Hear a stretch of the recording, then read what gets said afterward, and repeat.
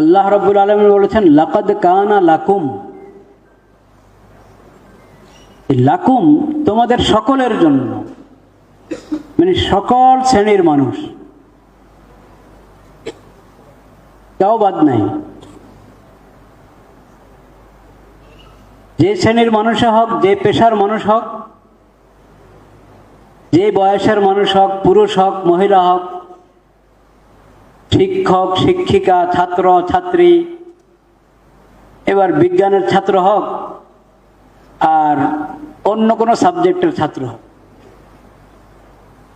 যে যে বিষয়ের, যে যে সাবজেক্টের, তার যে পেশা, সকল শ্রেণীর মানুষের জন্য রাসূলুল্লাহ সাল্লাল্লাহু আলাইহি ওয়াসাল্লামের সিরতের মধ্যে উত্তম আদর্শ রয়েছে।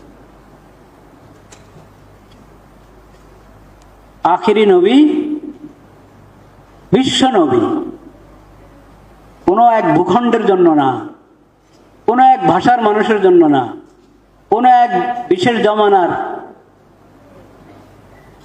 মানুষের জন্য না। সেজন্য তার সিরতটাও এমন যে এখানে কোনো কিছু তালাশ করবে, আমার জন্য কি হেদায়েত আছে রাসূলুল্লাহর সিরতে। আমি একজন বিজ্ঞানী, আমার জন্য কি হেদায়েত আছে। আমি একজন ডাক্তার, আমার জন্য কি হেদায়েত আছে। আমি ইঞ্জিনিয়ার, আমার জন্য কি হেদায়েত আছে। আমি একজন বিচারপতি, আমার জন্য কি হেদায়েত আছে। আমি একজন আইনজীবী, আমার জন্য কি হেদায়েত আছে। আপনি বলতে থাকেন, যতগুলো মানুষের জিন্দেগির যতগুলো বিভাগ আছে, যতগুলো সেক্টর আছে, মানুষের জীবনের যতগুলো দিক আছে, কোনো একটা দিক এমন নাই এবং কোনো শ্রেণীর মানুষ এমন পাবেন না আপনি যে রাসূলুল্লাহ সাল্লাল্লাহু আলাইহি ওয়াসাল্লামের সিরত থেকে আলো গ্রহণ করার জন্য গিয়েছে কিন্তু সেখানে সে কিছু পায়নি। এটা অসম্ভব। লাকুম,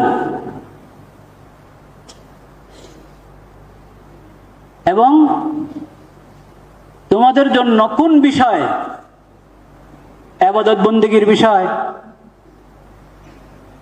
জিকির আজকারের বিষয়, দোয়া দুরুদের বিষয়, শুধু এতটুকু না।